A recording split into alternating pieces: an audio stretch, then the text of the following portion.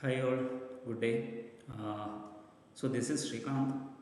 I'm a certified energy auditor from Bureau of Energy Efficiency. Just starting a new a new concept or a new thing. It's not a new concept, but I'm just thinking to share whatever knowledge is not only for me, but whoever can share your knowledge also. So it will be a win-win situation to all.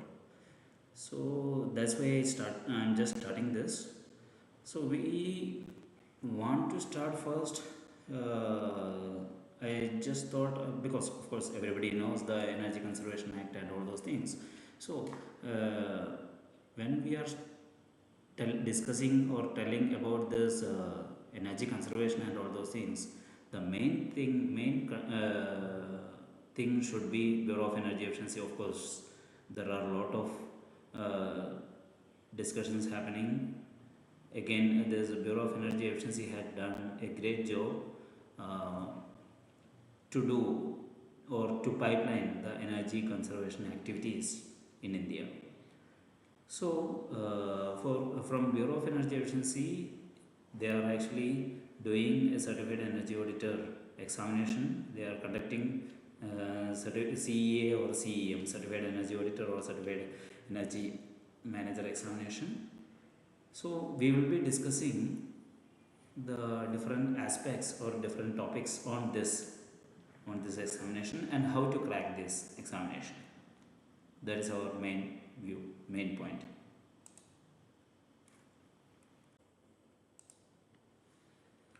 Yes, to start with, we are on the right road. So first, today we will be discussing about about these some points. Just yeah. One thing is actually how this CEA or Certified Energy Manager examination, what is the examination structure, and what are the passing criteria. Of course, we are focusing on this passing criteria first. This is only for the examination point of view, I am just telling. Of course, we will be discussing many points which are not that much important from exam point of view, but again, we will be discussing this point also. And what are the schedules, I mean, how we are doing, how we are planning, like that. Okay, so we will be discussing all these things.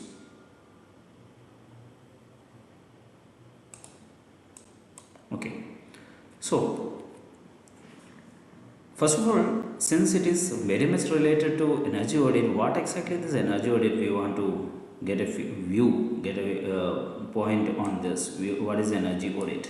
So energy audit is actually, okay, of course everybody knows the financial audit. So what is financial audit? So we will be just whatever the credit and debit, all these things we will be matching, and if there is any mismatches or something, we will segregate that. That's what we were doing. The same way we will be doing this energy audit. We should do the energy audit also. So what we will be doing, we will be conducting the measurements, and whatever data available with the industries, we will be taking that, and through this we will be balancing the input and output we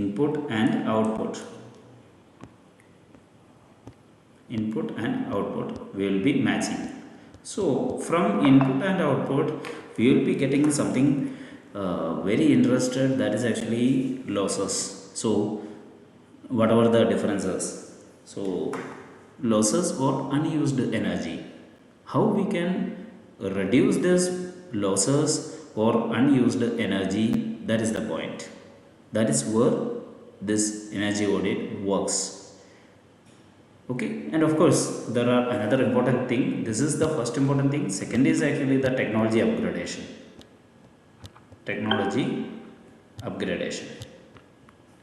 So how this technology can be utilized, and what all new technologies are available for this, an energy auditor should be upgraded every day. Most important point. Okay. Yeah. Coming to the next point, that is actually mandatory and voluntary energy audit. Of course, voluntary energy audit everybody can do. There is no point at all. All can do, and even for that, actually, there is no need of any certified energy auditor or any energy auditor at all. Any engineering person can do this voluntary energy audit. And whatever this mandatory energy audit, mandatory energy audit is an energy audit which is mandated by government or some government bodies. For example, Bureau of Energy Efficiency has mandated many industries in term of DC, designated consumer, and who are actually on above threshold limit and in particular sector, and accordingly they have mandated they should do energy audit in every 3 year. I mean once in every 3 year. Sorry, once in every 3 year. This is what one of the example of mandatory energy audit. Some of the state bodies also mandated like this. Some MSME industry should do energy audit once in 3 year. For example, in Kerala, they have mandated all MSME units should do energy audit within energy audit and implement once in 3 year. Like that, there are too many state bodies also who has done this. Okay, so now whenever we are discussing with the energy audit, there are another thing. What are the types of energy audit? Types from my side, actually there are four types of main types of energy audit.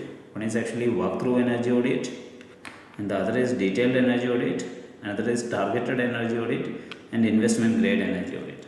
Of course, the main things are only two: walkthrough and detailed.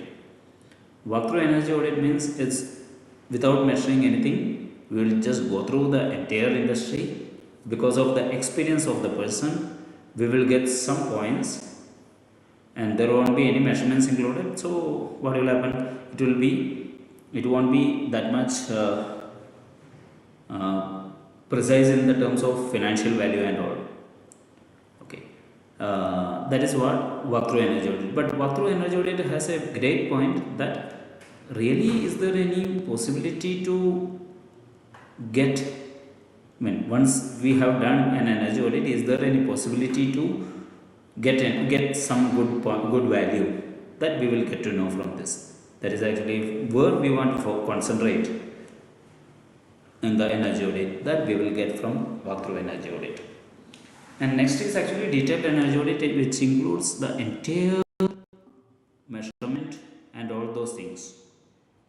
So it will start from the energy input and then energy balance and sometimes material balance also, and all those things it will be conducting, and each and every utility and systems in-depth analysis will be there, and through which actually energy conservation measures we will recommend, and from that we will be getting some good savings.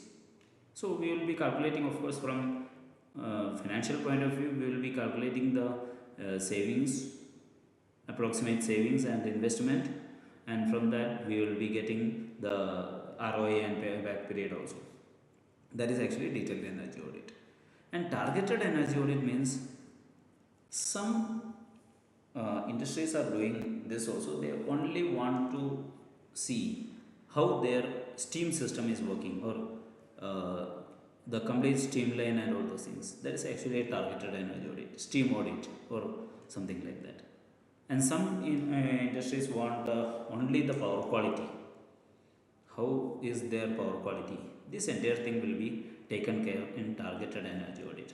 That is, it's not a detailed energy audit, but it will be a of course it is a detailed, but again it is only targeting a single utility or a small group of utilities. Okay. Then investment grade energy audit means it includes the DPR preparation and all those things. it will include. So the same way what we are doing in targeted energy audit plus DPR preparation, and afterwards actually vendor identification, vendor uh, discussion, and even after doing the implementing the thing, the energy auditor should go and measure and get how much is the difference or how much really energy saved we want to get. That is called as investment grade energy audit. Okay, now coming to some of the terms like CEM, of course you know, certified energy manager, certified energy auditor, accredited energy auditor AEA, empaneling of accredited energy auditor firm. So these are some of the important things.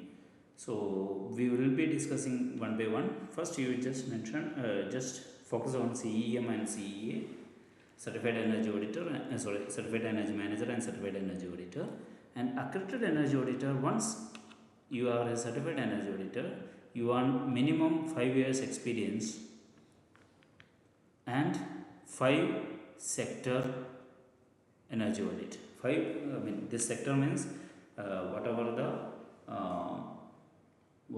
energy intensive sector. It's not at any sector you can do, but it should be energy intensive sector. So these two if you have, then you will be you can get a chance to get apply, and you from Bureau of Energy Efficiency they will ask, they will call you for the interview, and from that interview if there is a chance to get, you will they will be awarding you accredited energy auditor certificate. And once you are an accredited energy auditor, you can just start a firm and for doing mandatory energy audit. And this mandatory energy audit once it is mandated, you can just start empaneling. You can for M&V audit, monitoring and verification audit, you can empanel accredited energy auditor firm also. That is the point.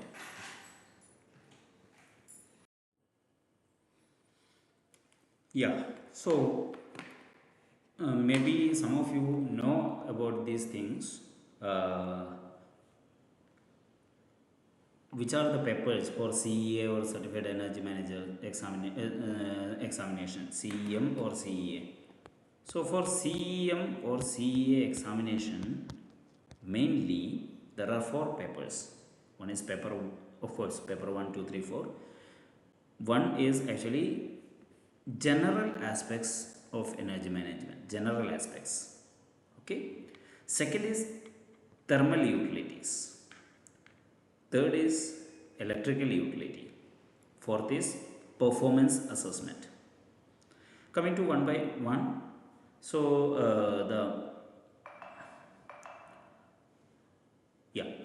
for certified manager examination, the first 3 papers is fine. If you have qualified all these first 3 papers, then you are you qualified certified manager examination. And if you qualified 3 plus the last 4 papers, then you are a certified energy. You will be getting a certificate with certified energy auditor examination. So this is the points. So for certified energy manager examination, we will be discussing that first. So the marks are like this, marks and duration timing is like this. So it will be 150, 150, 150 for the first 3 papers, and last paper it will be 100 marks. And first 3 papers is 3 hour session, and the last paper is 2 hour. Okay. So we will be discussing each and every one: general aspects, thermal utility, electrical utility, and performance assessment. We will be discussing one and one. So coming to that, first 3 papers, the paper structure is same. So we will be discussing that first, paper structure. So the first section is objective questions, there are 50 multiple choice questions. 50 multiple choice questions for all the first three papers with 1 mark each, which will give you 50 marks. Okay, then uh, section 2 is actually there will be, that is actually short descriptive questions. So there will be 8 questions with the 5 marks each, so you will be getting 40 marks. And next is actually long descriptive questions. It will be 6 number of questions will be there, and with the 10 marks, so it will be combined value is 60 marks. So 60 plus 40 plus 50, that is how it is 150. This 150 marks is most important, and there is no choice at all are compulsory questions. Okay, now coming to paper 4, most important and encouraging thing is actually it is an open book, but doesn't work, because if you open the book and if you don't know where exactly it is, then it will be a difficult, it is very difficult to handle. Okay, so this is actually mainly the real world applications, where it is applying. It will be more concentrated on industry perspective, and the total marks is 100 marks, and there will be case studies and complex numerical problems. Okay, and okay, these are we will discuss later. Yeah, so the paper 4, it also has 3 sections. First session will be there will be 10 questions, either one word or match the following or true or false, something like that, with 1 marks each. It will be 10 marks, and short numerical questions will be there. This is actually 2 questions with 5 marks. Sorry, 2 questions with 5 marks, which will give you 10 marks. And then it is long numerical questions. There will be 4 questions with 20 marks. 4 questions with 20 marks. That's how it is 80 marks. In these 4 questions, first 3 questions are compulsory. There is no choice. And for the last question, there are 4 questions. In that 4 questions, you should write only 1. Okay, I will explain this a little bit more in depth after some time. So what are the, just before going to that, actually what are the passing criteria? So passing criteria is 50%. That's all, nothing else. So for paper 1 to 3, it is 150 marks, means you want to attain 75 marks. Similarly for paper 4, you want to get 50 out of 100. So for paper 1 to 3, it is very simple, because there are 50 MCQ questions, out of which if you gone through the last 5 to 6 years question paper, you will get simply 35 marks, 100% sure you will get 35. Then 35 you got, the remaining 40 marks only you want to get something. Okay, that is also not too tough. Okay, and coming to the point, how many chances you have, all these things. So total, once you applied, you have next 6 attempts. Within next 6 exams, you want to clear this. Yeah, so within 6 exams, for example, you are applying on, say, 2020, sorry, 2020, you applied 2020, and till 2026 you want to pass all the 4 exams or 3 exams, it depends. Okay, I will come to that also. So but you have, per paper you have 3 chances only. Say you have applied on 2020, you have you wrote exam only paper 1 and 2, paper 3 you haven't attempted. 2021 you attempted paper 3,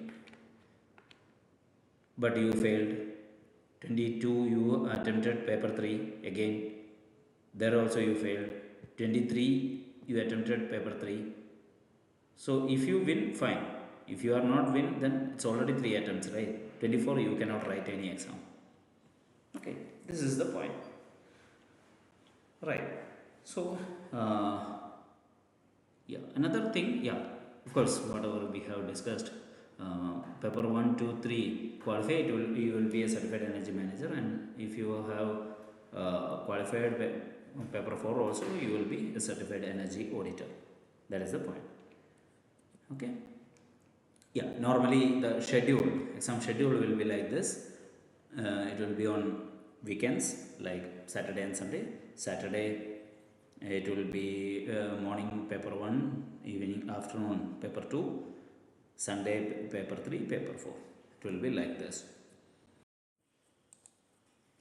Yes, before going through the in-depth, going through the individual topics and all those things, we just discuss what all things are there in the book, the for golden books. So we will be first one, it will be the general aspects of energy management. Just a moment. Yeah, general aspects of energy management and rating. So in this, see, broad chapter, we can see, yeah, brief content. So first one, it will be energy scenario, world energy scenario, Indian energy scenario, what's happening in India. But of course, there are something which is actually not in our control. This books are actually somewhat old data. It is there. So I will be discussing most probably the new data because it doesn't relevant to us. So again, we'll be discussing that. Then another important thing is actually regarding Energy Conservation Act and some policies. We will be discussing that. Then, what are the basics of energy and various forms, thermal and electrical and those things, various forms of energy we will be discussing.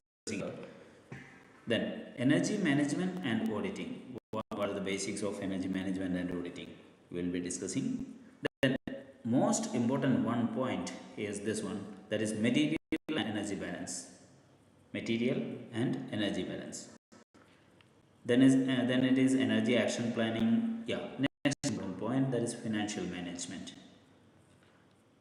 Financial management. Then project management, that is also important. These three chapters are what important in this. Then most important is then energy monitoring and targeting, energy efficiency and climate change, new and renewable energy sources. Apart from these three chapters, almost all are not problem or numerical based or theory based mainly. Yeah, chapter 5, 7 and 8 are somewhat kind of half theory, half numerical kind of thing.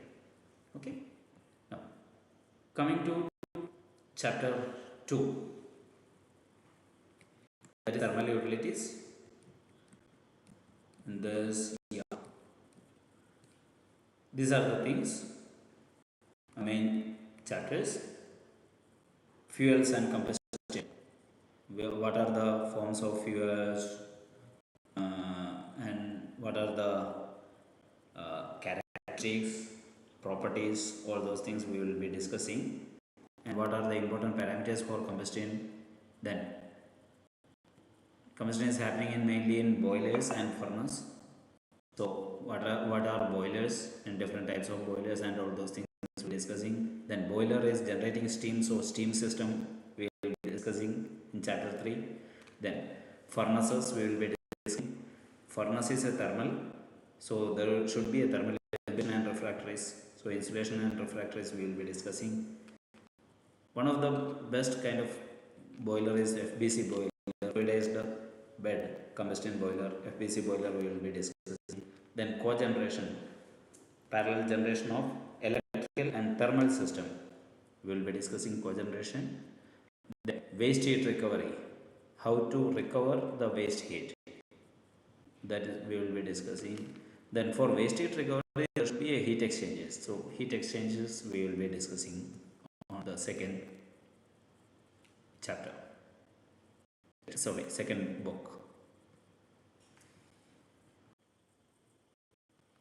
Yeah. So this is next one, that is book number 3, that is electrical utilities. Electrical utilities. In electrical utilities, what are the things we are going to see this basics of electrical system. And electrical means first is electrical motor, the most important. Okay, what are the things in electrical motor? Compressed air system. Compressors are actually working on electricity basically, so that is also a electrical utility. Then AC and refrigeration. This is also working in uh, mainly by using electricity. So that is whatever the basic HVACs are working on electricity. Of course, there are advanced system again. Then fans and blowers, pumps and pumping system, cooling tower, most important, lighting system, light. Then diesel or natural gas power generating station. This is the basic. This we are most of these things actually it is there in UG or UG classes. This diesel and natural gas power generating station system. It is the basics. Then energy conservation building code, ECBC. What are the because since it is a commercial system, there is no much systems. So basically, it will be electrical. So this also we will be discussing in paper number 3. Now coming to paper number 4, it is actually performance analysis, performance assessment. Performance assessment basically it is a combination of first 3 papers. See how it is related. Let's see. Boilers. Boilers is paper. Yeah. Boilers is paper number 2. Furnace is paper number 2. Cogeneration system is paper number 2. Heat exchanger is also paper number 2. Electrical motor and variable drives are paper number 3. Fans and blowers paper number 3. Pumps paper number 3. Compressors paper number 3. HV systems, it is also paper number 3. Finance analysis is paper number 1. Okay. I'm just skipping chapter 1, 11, 12 and 13. I'm just going to chapter 14. This is building and commercial establishment is paper number 3, ECBC code, and I will come here. Okay. Now, just take these chapters, four chapters. Chapter number 11, 12, 13 and 15. It has a special case. I will come to that. You get this thermal power station, steel industry, cement industry, textile industry, and of course we can do the later two also, pulp and paper industry, fertilizer industry. These are actually industry specific. Okay, separate sectors. In this, the last 2 chapters, chapter 16 and 17, is not mandatory because this is only for your knowledge improvement. It won't ask for the question problems. Okay, it won't ask to you informations. Okay. Now, these are the main basic things in all the 4 books. Now coming to the question papers, we can just see 2 question papers. Paper 1, 2, 3 is in same format. I'm just concentrating only on format. See, this is paper number 3. Whatever. There will be 50 questions with 1 mark each. See, these are actually multiple choice questions. You can see this. All are multiple choice questions. 50. Okay. And next is short descriptive questions. There will be 8 questions with 5 marks. See, it may be problematic questions like this, or it may be like, see, theoretical question like this. Okay, so there will be some questions. Now, coming to long descriptive questions, there will be 6 questions with 10 marks. That is also same. It may be problematic like this, or sometimes it will be theoretical, or fill in the blanks like this. It may ask any question. Okay, these are theoretical questions. Some are theoretical, some are problematic, but it won't be very in depth. It won't be very in depth problematic, but There will be problems also. These are actually, see, these are actually theoretical questions. This is the basics of paper 1 to 3. Now coming to paper number 4. Yeah. 4, the first question is, first 10 questions are actually one word questions, or fill in the blanks or something like that. Maybe fill in the blanks or true or false or match the following something. Here it is fill in the blanks. Okay. So then next is, there will be 2 questions with 5 marks. Will be numerical problems, and then afterwards there will be descriptive questions. There will be 4 questions you want to answer. All 4 are mandatory, but in this there is a point. First 3, that is N1, see here, all will be problematic, of course, just like I said. This is N2, that is also a problem. N3 is also a problem. Now N4, A, C, D, there are 4 questions in which you want to answer one. Only one you want to answer. Okay. So here see, for example, this one. This is N4A is a textile industry question. Textile industry. Okay. Similarly, if you prop B, it is steel scrap, secondary steel manufacturing. So it is steel. If I am going to C, it is again steel power, sorry, it's actually steam power plant, sorry, it's not steel power plant. Okay, and one is actually on D, yeah, this is actually cement, see, cement. These are actually, see, whatever you can see here, thermal power station, steel industry, cement industry and textile. From these 4 sectors, 100% one question will be there. So this is what the basic structure of the papers. So in this, from this itself, you will be get to know one thing.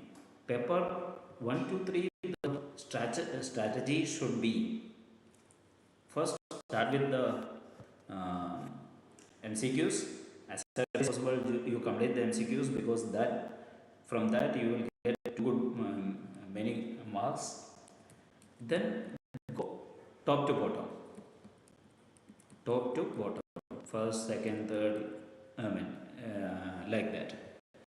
But the 4th paper, the strategy to crack the exam should not be top to bottom, because the first 10 questions, that is, it carries only 10 marks out of 100 marks. You will lose time here. So what you should do, you should go to the last, bottom, and come back. The first 4 choice questions, you take in one question and complete it and come back to L3, then to N3, and then N2, then N1, then go for L2, L1, then the short questions. That should be the strategy to crack the exam. Okay. So, are you ready? Shall we go ahead? Then, if you have any doubt, you just post me, or you just let me know. You can ask. Else we can see on next class. Thank you.